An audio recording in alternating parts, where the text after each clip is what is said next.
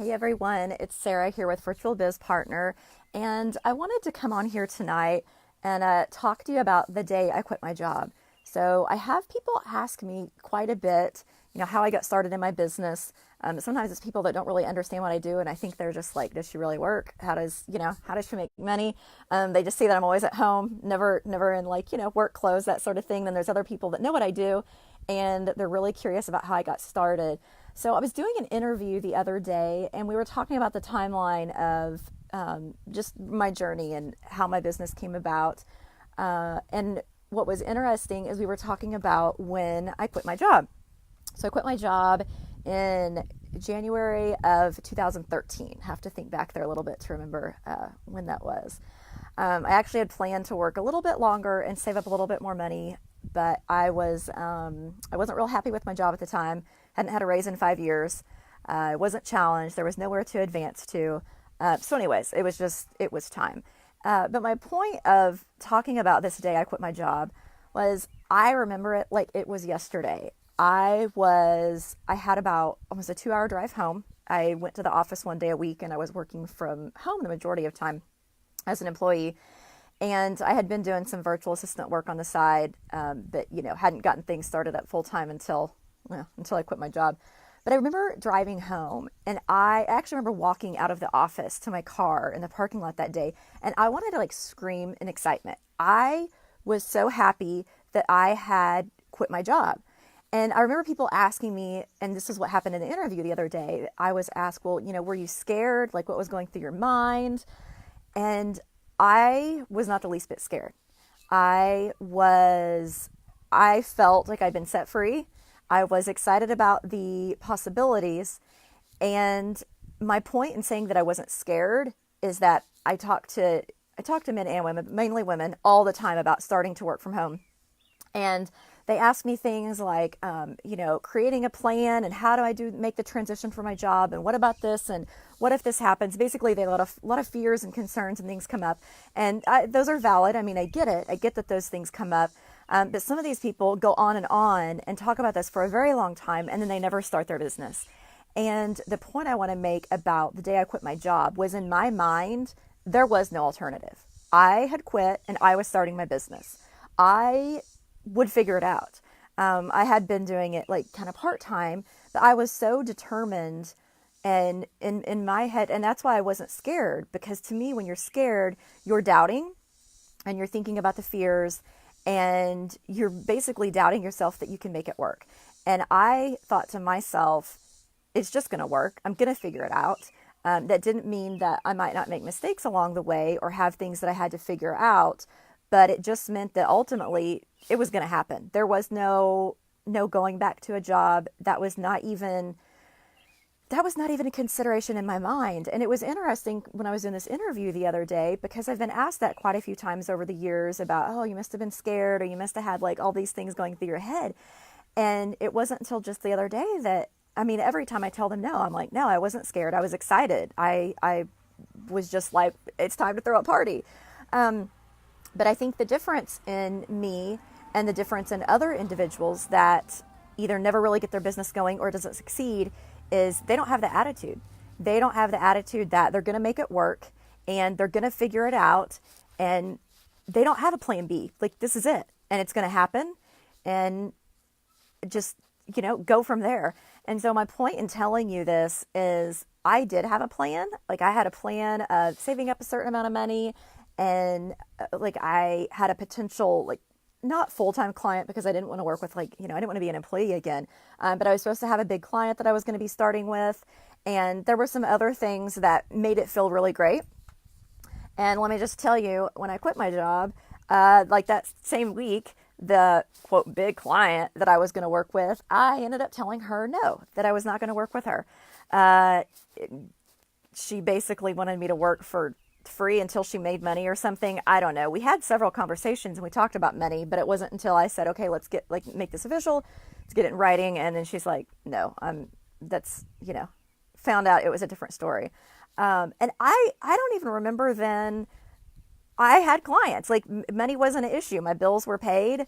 I had what I did figure up was when I wanted to quit my job and start working from home full time, I figured out the exact amount of money I needed to pay my bills and then to have a little buffer. Like you don't want to cut it too close.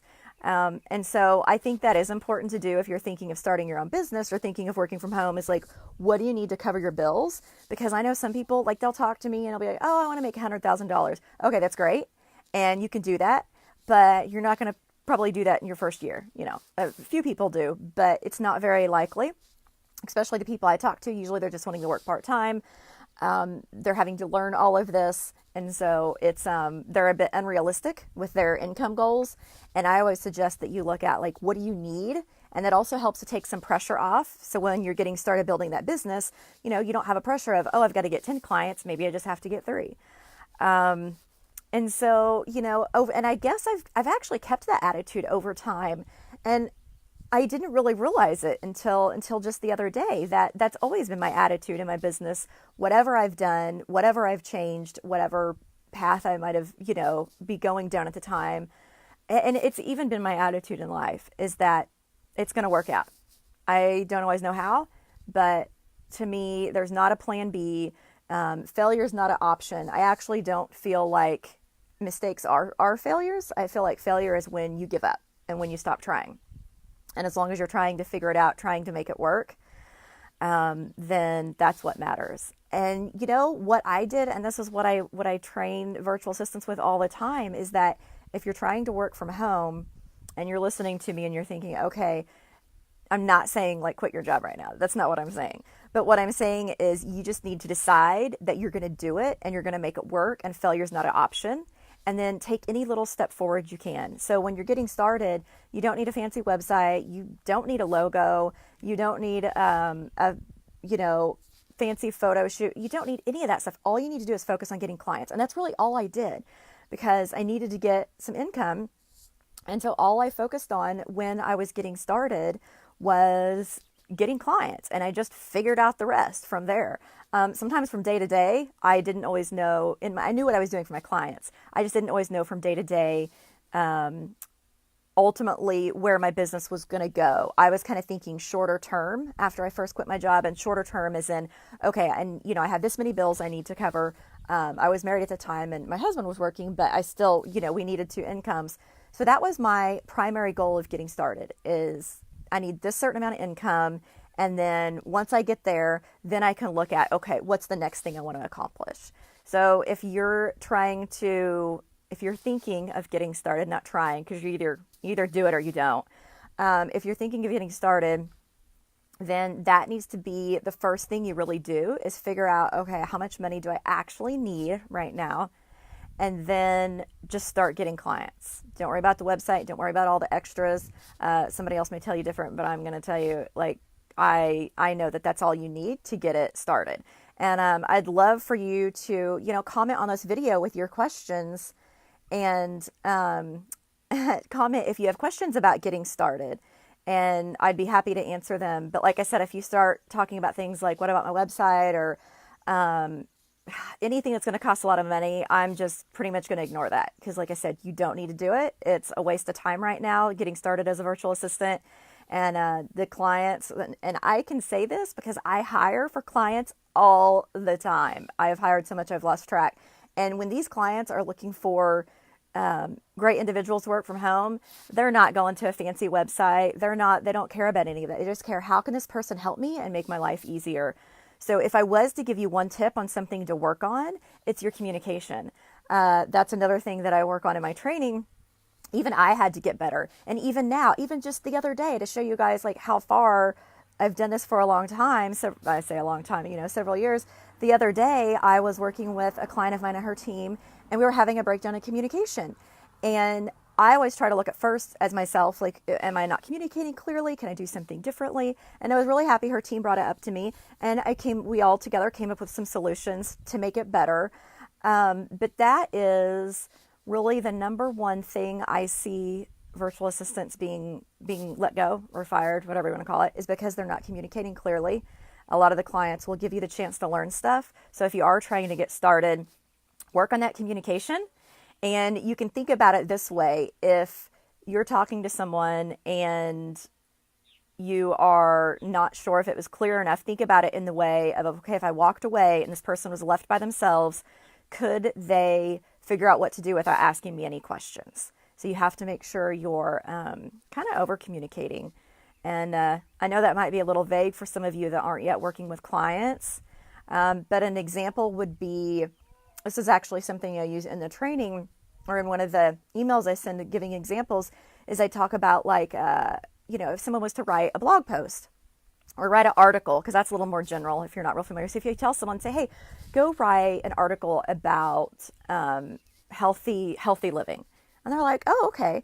And they go write the article and they're all excited and they come back and you look at it and you're like, this article, this is not what I wanted. This is about food and I wanted it about exercise and it's too long. I wanted it half this length and you didn't put enough pictures in. So if they're, that actually would be, so there's two things you could have done. A client could have been clearer, like when they talked about the article, they could have actually told you, but as the person working with them or for them as the virtual assistant, what you could have done is you could have said, okay, I understand you want this article, but that can mean a lot of different things. Can you tell me how many words you want? How many photos do you want? Can I pick the topic or do you have a specific topic within healthy living or healthy lifestyle, whatever I said? So my point is you can ask questions to get that clarity. And so if you are getting started and you're trying to get clients and you're not getting, so if you're currently working as a virtual assistant, actually, if you're doing anything with clients, it doesn't even have to be a virtual assistant, but if you're doing anything where you use written emails, you use proposals, you have phone calls, if you're not getting the results that you feel like you should be getting, there's probably a breakdown in your communication somewhere. And I'm pretty good at knowing what questions to ask. So early on, I knew how to get information from my clients. And I think that's why I had such a strong start. And then they referred me to other people that needed a great virtual assistant. But start thinking about that. If there's some area of your life where you're not getting the clients you want, you're not making the progress that you want, is there something you're not communicating clearly? Are you using kind of template responses? Are you not confident when you're doing it? If you come across kind of scared or like you're not real confident of yourself, then that's going to show. They're not going to want to work with someone like that because they want to trust that you can do the job and that you can take care of things. If you're not confident in your pricing, if you're not confident in the value that you give, if you are not explaining it, if you have too many options. I've seen some virtual assistants that they'll have 10 different packages with all these different combinations. And I'm like, that just doesn't make sense. So my point is keep it simple and be super confident about yourself and your rates and your value. So if you're wanting to get started, definitely the communication is the thing I would work on. And again, you've just got to have the attitude that there is no plan B. There's no backup. This is going to work. And it may look different in 6 months than it looks now, but that's okay. The point is that you're committed to it and you're going to do what it takes to make it happen. So anyways, like I said, I had that interview the other day and she's like, oh, are you scared? And were you? And when I'm asked that, when people ask me if I'm scared, every time I'm surprised, but I guess a lot of people, they are scared when they quit their job or they make a change. And I wanted it so bad. I wanted it to work and I wanted the freedom and I knew I could do it. It was just a matter of figuring out how I was going to do it. So anyways, hope this gives you a little bit of encouragement and advice on what to do if you're trying to quit your job. Definitely work on that communication. Like I said, feel free to ask your questions on this video if you're trying to get started working from home, and I'd be happy to help you out. Bye-bye.